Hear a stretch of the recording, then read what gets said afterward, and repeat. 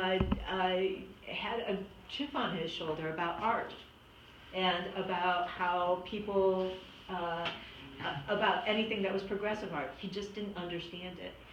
He couldn't understand why the isms were cool by people like the folks at the Bauhaus, and so he went against that.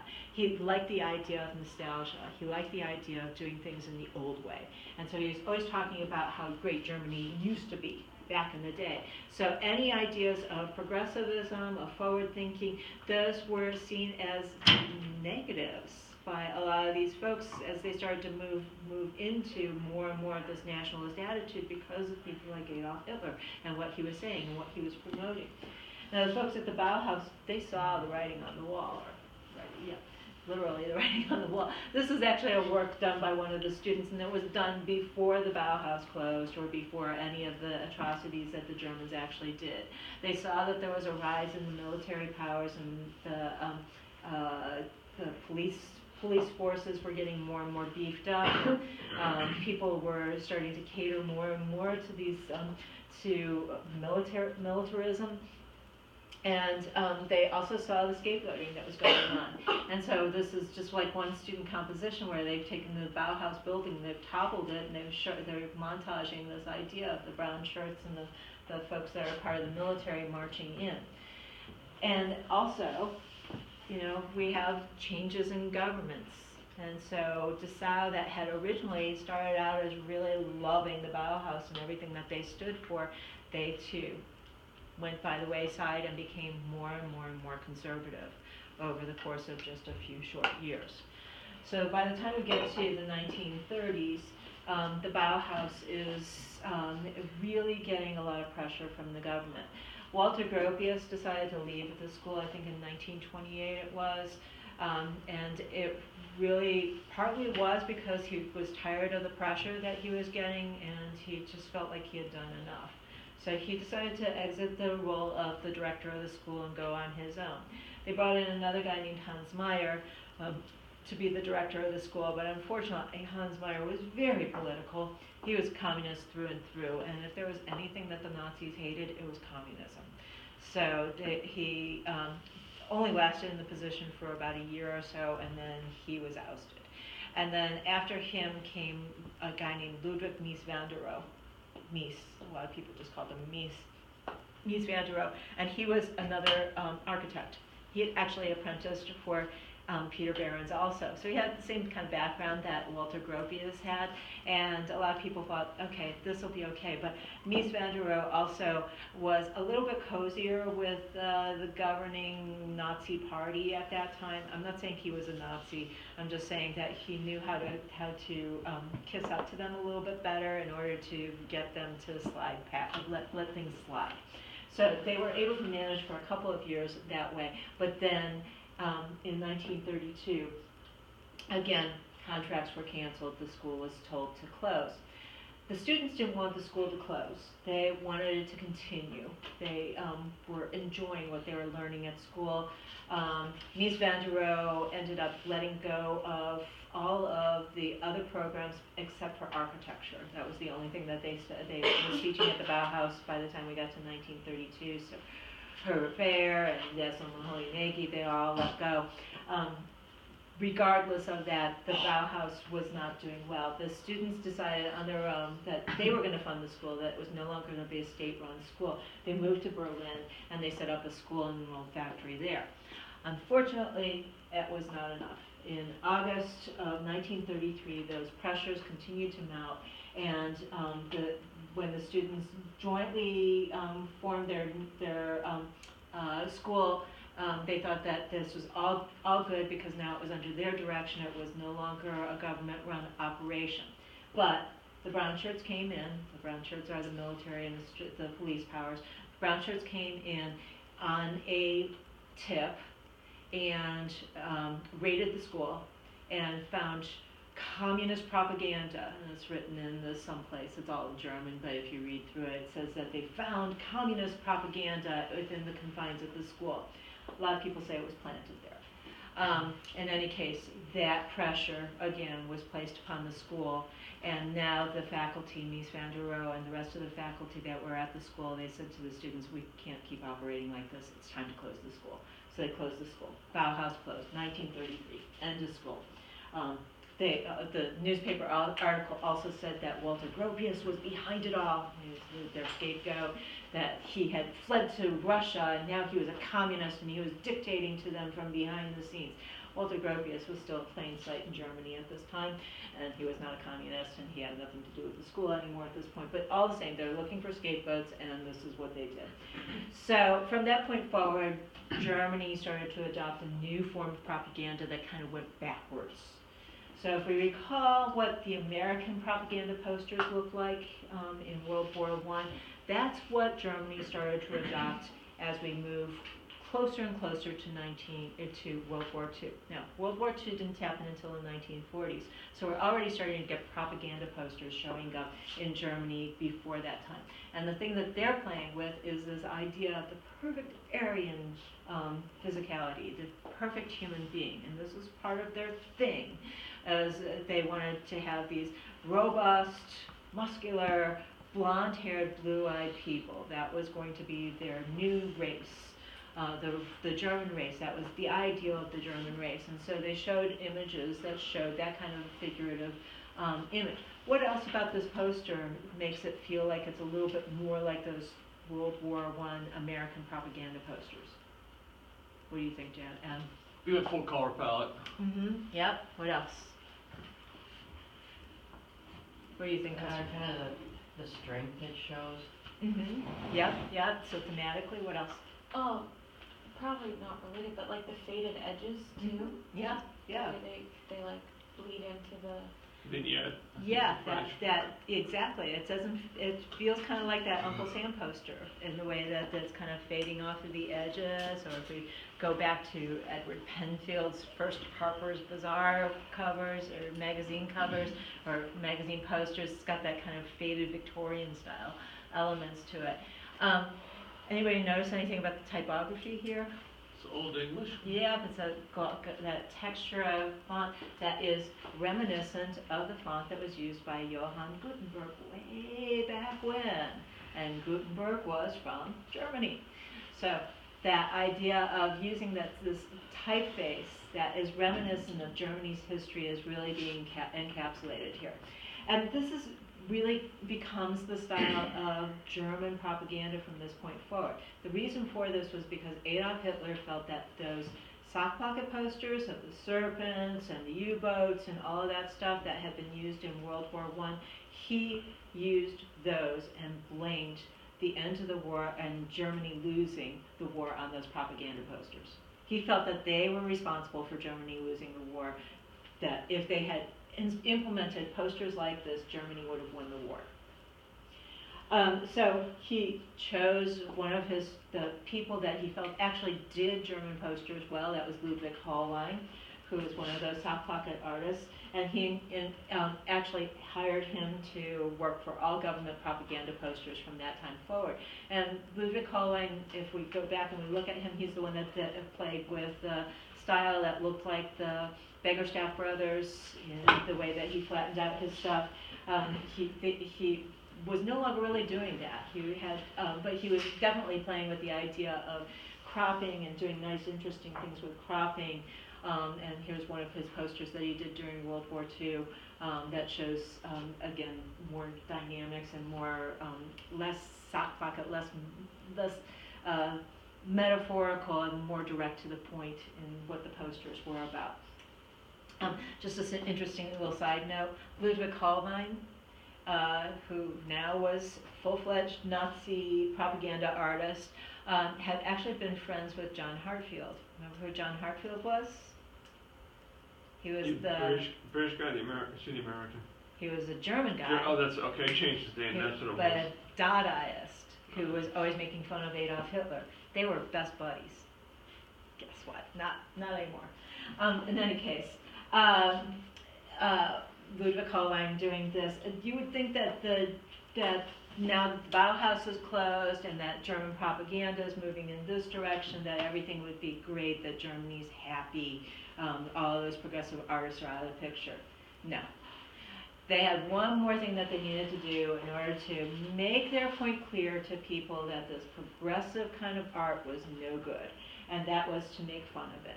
They put together an art exhibit that they called Entartet Kunst. Kunst means art, and you can notice that Kunst here is in quotation marks. So just in that, it means art. It's poking fun of. Entartet means degenerate. So degenerate art is what this title is saying. What they did, and without telling them that this was their plan, they contacted all of the students, all of the instructors at the Bauhaus, the previous Bauhaus, and asked them if they could put on an exhibit that showcased all of the stuff that had been part of the Bauhaus years. And these instructors were, this again, before we get to World War II, before we get to the atrocities of the Holocaust, we haven't seen those things yet. The instructors there are thinking, well, this is weird. Okay, they're actually going to honor us? All right, yeah, I'll go ahead and send my work in. So they sent their work in for submission into this exhibition. But then what the German government did was they turned it around and they made it into something to spoof. So they put all the artwork together in this strange conglomeration. They'd have some paintings that were futurist next to some paintings that were de Stijl, and some paintings that were Dada, and some that were surreal, and they would kind of put them in this hodgepodge manner without any explanations at all about why the art was what it was. So people that had not understood what the isms were about were walking into this space and seeing all of this stuff. And then hanging over top of it, or kind of intermixed with it, were these little were banners that saying "crazy" or this work is done by an idiot, and all kinds of horrible things that they were saying all over the place that were showcasing the degenerate art. To the point that people were like, oh, okay, yeah, this is bad. This isn't good. I don't want my stuff here. And up and to the point when the folks that were actually had children at this time, where it used to be that the Bauhaus was seen as something progressive and positive and good for Germany. Now people were saying to their children, if you misbehave, if you don't stop doing that, or if you keep on picking on your sister, or you don't, wash the dishes or whatever, I'm going to send you to the Bauhaus. That was their punishment. Going to the Bauhaus, to this degenerate school where all the crazy people hung out. That was how Germany had changed, had morphed so much in just a very short span of time. And so, we think, all right, well, that's it. It's over. The Bauhaus is done. It wasn't. Fortunately for us, there were people that were influenced by the Bauhaus, and something good came of this. All of those instructors, all of those students that had been part of the Bauhaus, they recognized that they were in the crosshairs, that they were a target for these folks that saw that their work was too progressive, was too outrageous. And so many of them fled. They got out of Germany while there was still time. Who do you think they benefited from that? The United States. Most of them came to the United States. And that's where we start to see art turn around, because now we have this new influx of artists that came to the United States teaching new progressive ideas. We're going to talk about that next week. Right now I want to talk about those who were living in Germany at the time that were influenced by the Bauhaus. There were a couple of folks that were here in Germany that did not go to the Bauhaus, but saw the Bauhaus as a new light, as a new opportunity to do design. One of them, his name was Jan Scheikel, and he had actually been a printer at this time. He was a sign painter and a printer. And so he had seen that first Bauhaus exhibit in Weimar and was gobsmacked by it. He thought it was so cool what they were doing. They were treating type in ways that he had never thought about treating type before. And so he studied it. He bought that catalog and he looked at all the work, and he kept on coming back to Weimar, looking at what the students were doing and studying it, really intensely studying it until he felt like he understood it himself. And so from that point forward, he started to put together pamphlets or little brochures that explained this new Bauhaus typography. So the first book that he did was a self-titled or a self-funded document that was called Elementary Typography, and explained this new typography of the Bauhaus, and went in and explained all of the different isms and how that had an effect on the things that were being done, and really went into a full explanation of the Bauhaus and the Bauhaus typographic solutions. And then after that, he felt like that wasn't enough, and so he started to discuss page layout. He felt like, even though he put this book out to explain what typography was supposed to be and about how the isms filtered into it, he felt like that wasn't enough. And so he started to show people how to lay things out using asymmetrical formats and so on. So he called this the new typography. And again, it was a self-funded piece. He sent it out to every designer, every printer in the country of Germany, all the states of Germany, and gave them the opportunity to see what could be done through this new typographic movement. And of course, his own stuff. He was playing with stuff that looked like it was very much influenced by either the style or by Russian constructivism, and again, but on a superficial level. He wasn't really trying to do anything that was meant to be political. Unfortunately, in 1937, he was drawn to his work was drawn or drew the attention of German officials. And true to form, like I said, the Bauhaus was already closed by 1933, but he was still doing these progressive ideas, so he got picked on. And he got pulled in by the brown shirts and held in interrogation for 6 weeks, held in jail with his wife and child with him in jail for 6 weeks under a constant interrogation. And after 6 weeks of doing this, they decided that they had nothing really to jail him on, and so they freed him, and he and his wife and child immediately fled Germany and crossed the border into Switzerland, and that's where they lived the rest of their lives. Once he got to Switzerland, he was so mortified by the experience of being held a captive by jail, essentially, for doing what was called cultural Bolshevism, which means being communist in his design.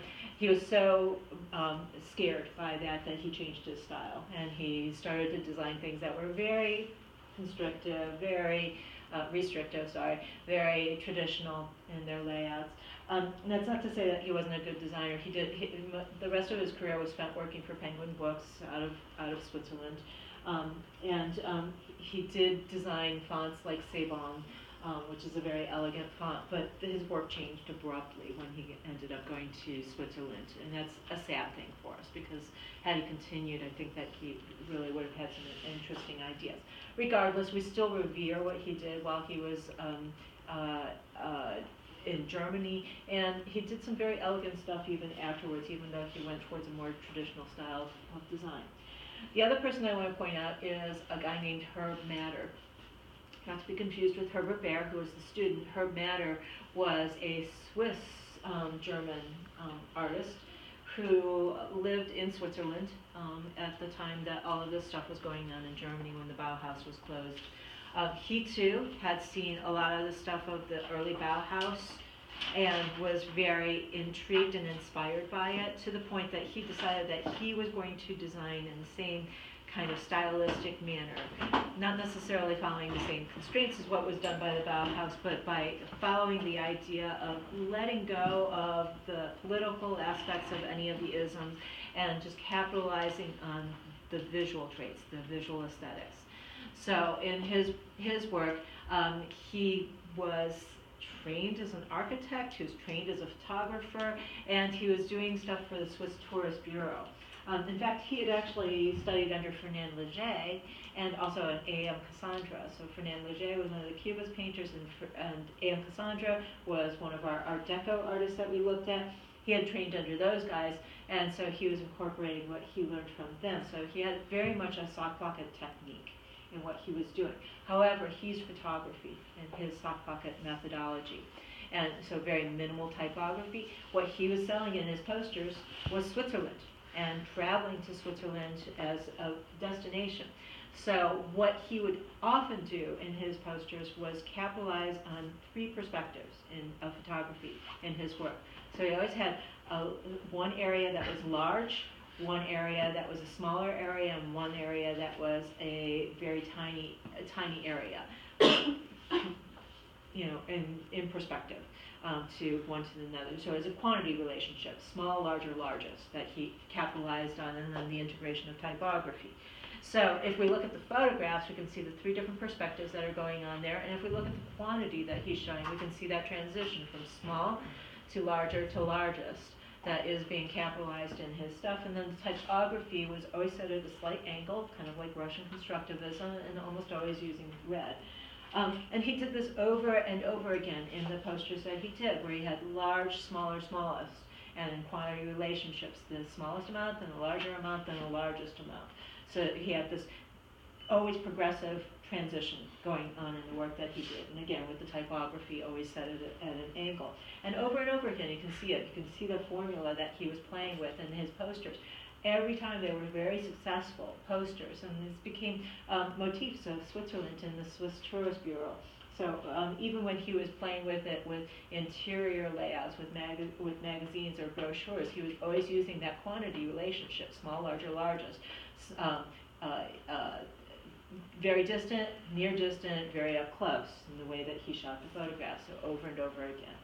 And the last poster that I have for him is this one, which really came to influence a lot of people. We're going to see this poster again later on in the semester. So I just stop here, and I like us to focus on it so that we can kind of ingrain it into our heads. But he's definitely playing with that that quantity relationship in this poster. And that's all I have to tell you guys about what the Bauhaus was and the people that were influenced by it. Are there any questions?